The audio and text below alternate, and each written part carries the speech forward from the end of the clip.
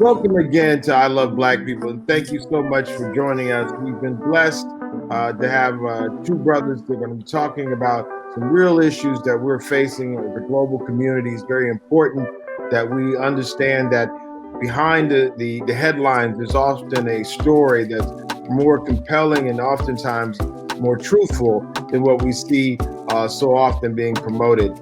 And I want to do these brothers justice, so I'm going to have them introduce themselves. This is I Love Black People Radio on H.U.R. Voices, Sirius XM, channel 141. I Love Black People is more than a radio show. I Love Black People is a call from our ancestors to protect us from racial profiling all across the world. Go to iloveblackpeople.com and become a member today. Membership empowers you to live fearlessly and protect Black people globally from racism and xenophobia. Join us today and become a member of our global network with an online global green book with Black-owned and Black-friendly businesses to protect you and your community. Membership is free, and with you, we will become 10 million strong worldwide. I am because we are. And we're going to start, of course, with our elder, good brother Ralph. If you can introduce yourself, let our audience know where you are, and then brother Tresor. Thank you. First of all, thank you for having me over. It really is a pleasure and it's an honor. My name is Ralph Chevery. I live in Haiti. As you can tell, my formative years spent it in the United States. But I'm on the board of a think tank, which we call HCSEP. It's Haitian Center for Socioeconomic Policy. We've been interviewed. You'll see us mentioned in Washington Post because they've talked to us and asked us questions. We've become somewhat of a reference for what's going on in Haiti. And we try to keep it real honest because you just said something very, very true. And I do want to convey this. A lot of things that you read in the newspapers, certainly the mainstream ones, are watered down. They're not the truth. I wouldn't say it's not the truth, but you need to know more. A lot of things are being kept. And this is an opportunity to share those things. My experience in the past few days with the coup, with the assassination of President Moise, which the world is talking about. So I lived 5 minutes from him, so we lived everything. Okay, so that's a short presentation of me, and I'll throw it back to you. Thank you, brother Ralph. All right, brother Tresor. Thank you for having me. It's an honor. My name is Tresor Junior Kankonda wa Kankonda. That comes from the Kasai tribe in the sense of DRC. It's an honor to be here. So I'm based in South Africa. I've spent about 26 years in Africa. I went there as a child at the age of 7. And obviously I'm from Congo originally. So I've been there on the ground. I don't know if you remember Sinclair sent a picture for the first one that took place. He actually did a march a few days later to say no, stop xenophobia. So from the beginning, we've been involved. I'm an ambassador for I Love Black People. And besides work and business, I think my life purpose is to create a better world for Black people. You know, pride, install pride in Black people, protect them. You know, so that's just my aim. You know, on earth. Well, thank you. Thank you. Thank you both. And want to dive in. I think the topics we're going to really touch on is the recent incidents in Haiti, as well as what's going on in South Africa with Zuma going to prison and the fallout from that, and what the implication, who benefits, who's losing, how these things are being played out, and the context. And brother Ralph, if you could maybe lead in with what's been happening in Haiti, I think that'd be super helpful. Well, let me tell you, to be honest, I say if anyone understands what's happening in Haiti, they're misinformed, because it is confusing. There's the whole world is involved. A lot of actors are involved, but the situation is, I live 5 minutes. I live up the mountain. Skinner knows where I live, and I lived everything from the first shots to the last ones. And I heard machine gun fire that I had never heard before. We heard explosions. we're used to hearing shots, but I actually heard explosions. And if I hadn't lived it, I would have questioned it. This is something that my wife and I, we stayed up all night. We knew something was going on. Um, it started about 1 o'clock, and halfway through, we realized it was around the president's house, but we didn't know for sure if it had been at his place till about 3 o'clock in the morning when people were exchanging what was happening. It was an assassination, but it's obvious that it was a coup. Now we do have information that it was a coup. One of the intellectuals behind it was a doctor that was arrested just yesterday. So it's still ongoing. A lot of questions, but we really don't know if we'll ever know the truth behind it. But one thing we do know, it's very confusing, and it's here's Haiti again. You have Haitians, Americans from South Florida. Then you have Colombians, and the company's owned by Venezuelan, and they go through Panama, and then to Dominican Republic, and then to Haiti. It's involved the whole region. It shows you how an unstable country or destable country can destabilize a whole region. And this is one of the things we've been talking about. And this is what it is. Haiti really is. We're going through tough times. Many people, when I said Haiti was Somalia in development, right now it really is, because really Haiti's a mess now. There's no police. The police has been fractioned into four. There are four different factions within the police. There's no security. The gangs have taken to the streets. You have over 100 gangs. They're armed to the teeth. Actually, they can walk in and take over everything because they have the firepower, and we don't have a police force in Haiti, at least not a functioning one. So it's a very tentative, fragile situation, and it's very explosive because this has been built up.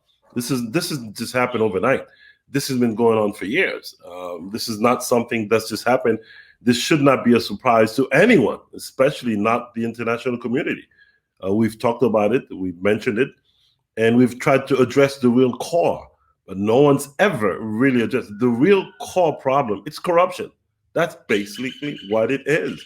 Everything that happens, it's corruption. And because of that, everyone talks about Haiti, the issues, but we never address that issue. And the corruption is not just in Haiti. It actually goes from Haiti to these developing countries, to Europe, to the United States. So there is an implication to a certain extent of the whole community, the whole world being involved in this situation, because the corruption, people steal the money in Haiti. Where do they drop it off? In the United States, in Europe. So it is a global issue that needs to be addressed. So how do we, again, I think sometimes we make this conversation, of course it's local, we act local, but the global part that you just added, again, when we start talking about moving money, you can't move large sums of money without the United States, the financial infrastructure. And I'm sure when you started talking about the connection to multiple countries where folks are passing through, again, having access either to military bases and being able to move in that way. What do we say, I guess, to a U.S. audience that's a part of this conversation that may seem that this is something happening somewhere far away, but doesn't know or understand U.S. imperialism or U.S. foreign policy and the ability for these type of activities to happen? I mean, we talk about Panama, which is an ally of the United States, Colombia, and these are places, people whose armies are armed as well as trained by the United States government. I think the Venezuela threw a little twist on it, and sometimes they throw a little twist at us just to kind of like throw it off. But even seeing people being captured, again, it seems like some of these folks are not just the bad guy, but might be the fall guys, and the actual folks who are, the puppeteers putting this together might be hiding their hands. How do we take this conversation beyond the current affairs that it brings to the headlines, but actually how do we engage people into a more systemic change? How do we get more Black people involved into foreign policies of their government and realize the intersection of how we're treated domestically in America, the United States of America, excuse me, these are all the Americas, and then as well as how Black people are treated throughout the world? Is there something that we could empower our listeners to do? Besides just watching on corporate media? Well, you're doing it right now. It's really information. Information is power and it's freedom. The only thing is, what's important is getting the right information and not be subject to misinformation. The thing is really to connect throughout the world. Luckily for us, there's a technology that allows us to do so, and this is a real revolution. People need to be informed. I've seen people that never really understood what corruption was and the implication of the European countries involved in it. And it always seems like, well, Haitians are this and that, or countries or Africans were all corrupt. This is what you hear. This is mainstay argument. Yeah, but they are not saying that who's benefiting from it. To give you a simple example, there was one Haitian guy who's very well known. He bought a house in Canada for like $4 million cash money. And they made a big stench about it. Well, this guy's grow up. How did he have this money? Well, guess what? He transferred the money from a Miami, Florida account. So this was not just, these are the things. It seems to be, for some reason, certain things make it through the crack, and we don't know how they do it exactly, but it's clear to us that these monies don't stay in Haiti. They're not invested in here. They're somewhere else, and there is a lack of interest, a lack of effort on the part of the U.S. as well, which I've told them that, of trying to address this issue and understand that this global illicit funding, it's a flow, and it's been defined right now as the illicit financial flow, and it flows back to the United States. That's really what it is, or Europe. It doesn't stay in third world countries. So someone's benefiting from it. No, I definitely, again, and I think the point you made, I think sometimes we talk about the oppression we have survived and have fought and struggled through, and we don't realize, how corruption, when we talk about colonialism, that's corruption. Anytime people are literally racism, anytime you're favoring one people over the other, that's corruption. That's not a meritocracy. And I think we sometimes, and again, I'm sorry for limiting everyone on this call to this English language, but we use words that kind of obfuscate or kind of confuse people, when literally, when you're robbing people of their labor, that's corruption. And the largest and the most prolific corruption has to be clearly colonialism in many ways, and what it has done to our people for the last 500 years, and our resistance to it, and the continuation of that resistance. We've never surrendered, but there is a consequence. And I think what we're looking at are real consequences of that continued struggle. And we want to make sure that we get all our brothers and sisters involved in how to solve it. And I think what you just said about how even the flow of funds in this particular society now is such that that they're tracking us with cell phones, with all that. It's almost impossible in this surveillance society for anyone to really believe that these actions can take place without being followed. If it's unorganized crime is one thing. If it's just random act, somebody stabs their husband or a husband stabs the wife, that's a random act. But to actually plan, put the resources together, to execute, and to get away or not get away if you want to let somebody be a fall guy, this level of coordination in a society where so much of what's being done is monitored is very hard to believe in. And again, with my background in technology, I'm clear that there's so many levels where someone have to have some either collaboration or someone who's able to allow for the movement of these funds, movement of these people, as well as resources to actually murder a head of state as if it was, just a lone gunman or a few crazed Colombian people. With that being said, I wanted to bring on, and if you could stay a little longer, Brother Rob, I wanted to bring in Brother Tresor, who's been living in South Africa for, like I said, almost 30 years. Currently, I believe they're in Congo, and there's been another former head of state, Jacob Zuma, who's in prison. What would you say are some of the things that are going on? What are you hearing on the ground? Well, I know everything that's going on because obviously the media tells us this is what's going on. But also have people on the ground that are obviously giving us different information from what we're hearing from the media. So President Zuma was arrested about a week ago for failing to appear in the state capture inquiry. Keep in mind, he's not the only person that's refused to appear. There's been other people that obviously said, "I'm not going to come to the inquiry." So the fact that he was arrested, the main issue is that why was he the only one that was prosecuted for not coming to the inquiry? Obviously, that led to initially was a peaceful protest for the release of Zuma, and it led to rioting, damaging of goods, burning of trucks, uh, blocking the roads, and obviously attacking foreigners as well, and burning of foreign businesses and stuff like that. But this is sort of a usual thing that we have on an annual basis, as I've discussed with Sinclair before.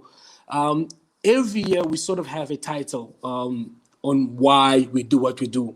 I mean, this year it happens that it's under Zuma must be released that we see such incidents, but it's an annual event, and that's why I strongly believe there's a third hand in this. It's not just black brothers and sisters waking up one morning in June or July or August, whatever it is, and say, today is the day we're going to attack other foreign brothers, or today is the day we're going to burn other foreign owned business and stuff like that. So I honestly believe there's a third hand involved. And it always has a title that seems like it has nothing to do with what's going to happen, but it always leads to that. So initially, when it starts, we are always relaxed, thinking that okay, something else is nothing to do with what we think would happen, and then it leads to the killing of foreigners, the burning of businesses, the rioting, all that. So what the request right now is that Zuma must be released, and I don't see that happening. So that obviously leads to the next question: what then happens? Because the masses are on the ground, the masses are on the streets. They've said that they will not go back home until the request is met, and I do not see the government giving in to that request. So I think we're just sitting here waiting and hoping for the best. But it is quite serious, and like I said to Sinclair earlier on, this is probably the most serious it's been. I mean, I think the first official xenophobic attack was recorded in 2008. And since then, we've had sort of incidents every year. But I think this is the most serious because this is not an isolated incident. This is literally happening throughout the whole country. We have guys, it's happening in Soweto, I mean, the township. We have it happening in Durban, it's happening in Centurion, it's happening in downtown Joburg, it's happening in GP. And always, I yeah. is your family? How is your family doing? That's I didn't. I should have asked about that. So my family is okay. I mean, obviously they cannot, they don't have freedom of movement. But where we are located, it's we amongst the what you call the elite. So we are in a white neighborhood. So no one has access to us, but that doesn't mean we obviously can't move around as well. So we are limited to the house only. We can't go into the main highway because there's roadblocks. You can't go into the to supermarkets. So you are limited. Yes, we are safe, but we are limited. But then my brothers and sisters that are obviously in these communities, I mean, they literally it's happening behind the back door. So as much as I'm safe, I'm not at peace with the fact that the next person is not. So we might experience it from a distance, but it's happening in some people's back door, front door, and it's serious. It's definitely very serious. I wanted to, and this is me taking a little liberty, and Brother Ralph, I think sometimes when we're having these conversations, again, we try to we look at our experiences, Black people of African descent, in isolation when there's a global thing. Even when we talk about Pan-Africanism, there was a Pan-Europeanism that went around the world, kidnapping, killing, and stealing. So, when we talk about this issue of Black leaders being either incarcerated after they leave, and the vilification of Black leadership, how it's always seems like we don't see the same energy focused on European leadership, but for some reason there's a vilification of the big Black boogeyman. Like somehow maybe someone needs to come back and take care of us and caretake. But I remember when Aristide was kidnapped and taken from Haiti to I want to say it was the Congo, not the DRC, but the other Congo. And I'm just saying. South Africa. So can you share just a little bit of that history with Haiti? How this, we think some of these things are not connected, but there's really some interesting connections there. Can you relate that at all to what happened? Because our audience doesn't even know that this was. When you say it, they're not going to believe it actually happened. Well, it's very interesting because what we are living, it's neo-colonialism, and it's really the same thing. And we think we're free, but really not. At least the freedom is what they choose to allow us, where we can function. And what Tresor is living in South Africa, we're living the same thing here. We're restricted to our homes. We can't move around. You can't even go out to the supermarket. It's not that different right now, at least as you're feeling. But it seems to be replicated in many African countries. In Haiti, which is still, it's Africa. At least that's what we think. And the kidnapping of Aristide was very interesting. But to explain that, it also took a military force to bring Aristide back, which was his mistake. So it tells you they bring a president back to a country and they take him out. It's almost like it's so good that they delivered and they took it out. So every time those things happen, you realize very clearly nothing that is happening we're really in control of. We're really not.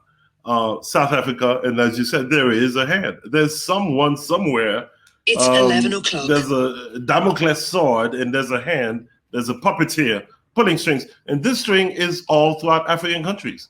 As Skinner, you're very correct. There are many corrupt governments, presidents throughout Europe and the United States. They've experienced that also, but no one's ever been arrested. So I choose to not encourage any accusations of any presidents that are black, because I know it's.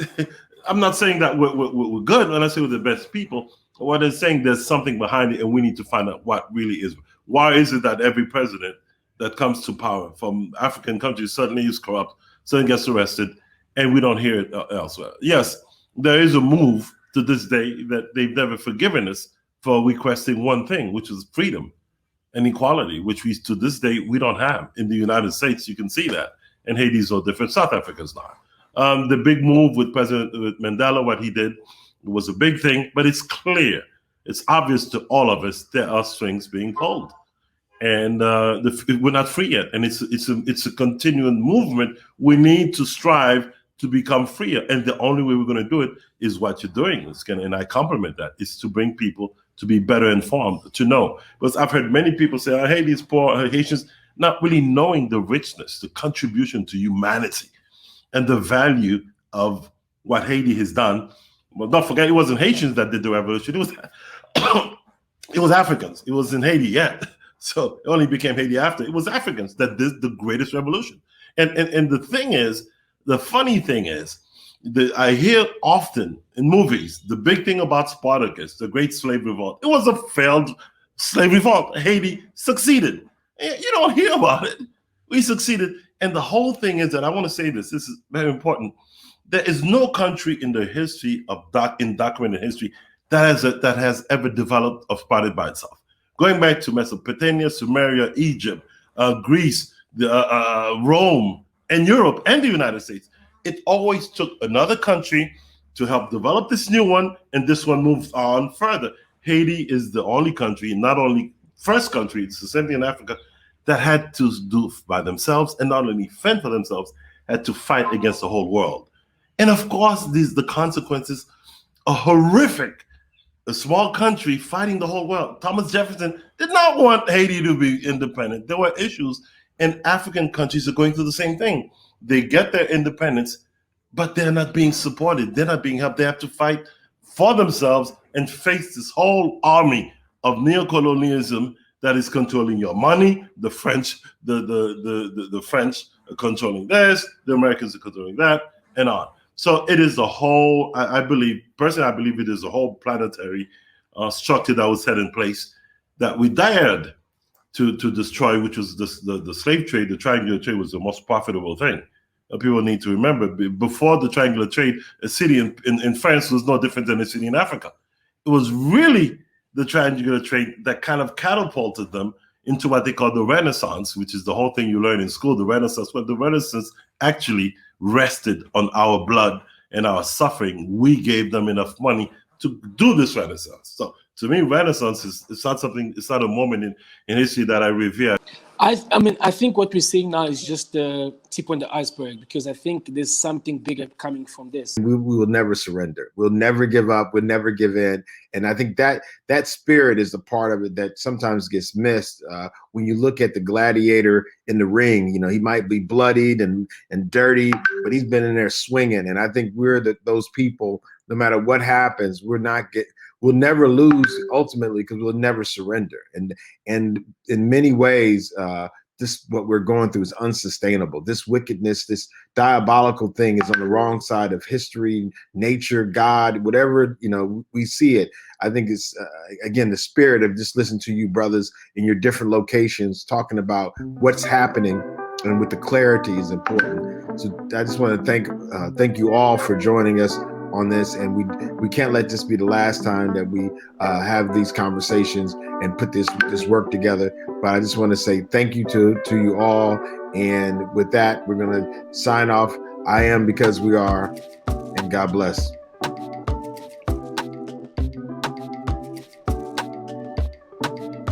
This is I Love Black People Radio on H.U.R. Voices, Sirius XM Channel 141. I Love Black People is more than a radio show. I Love Black People is a call from our ancestors to protect us from racial profiling all across the world. Go to iloveblackpeople.com and become a member today. Membership empowers you to live fearlessly and protect Black people globally from racism and xenophobia.